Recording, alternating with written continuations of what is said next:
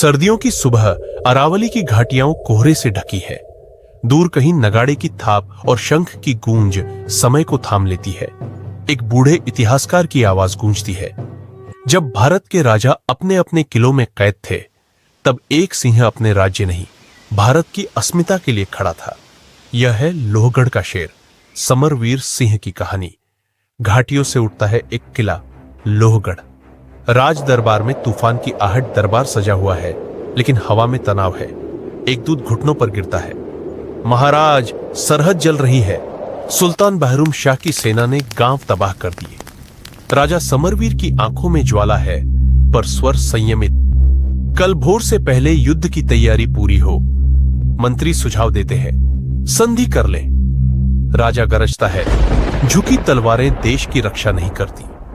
वह तलवार उठाकर जलती मशाल के सामने खड़ा होता है, जैसे युद्ध की शपथ ले रहा हो। सेना की तैयारी, जोश और प्रतिज्ञा, किले का अस्तबल और युद्धशाला गूंज रही है। ढालें चमक रही हैं। राजा खुद जवानों को धनुष चलाना सिखा रहा है।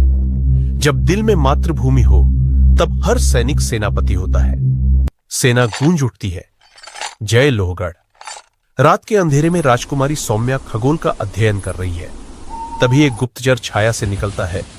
राजकुमारी, कोई महल के भीतर से दुश्मन को सूचना भेज रहा है। सौम्या का चेहरा गंभीर हो जाता है।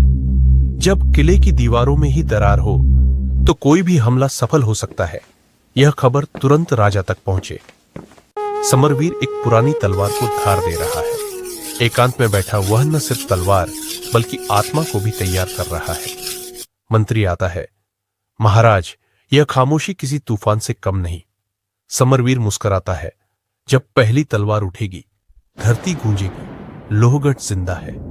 विश्वासघात की रात, किले की बाहरी दीवार पर एक नकाबपोश व्यक्ति दुश्मन को पत्र दे रहा है, पर उसे देख रही है सौम्या। वह सब समझ चुकी है। अब यह युद्ध सिर्फ जमीन का नहीं,